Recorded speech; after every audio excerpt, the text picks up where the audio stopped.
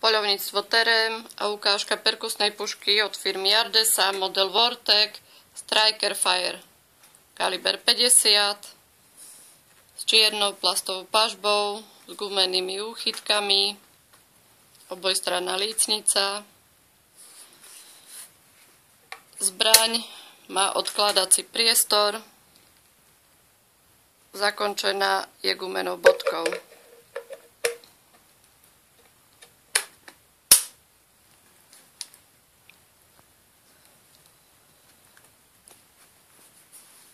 Natiahnutie a spustenie zbrane, poistka,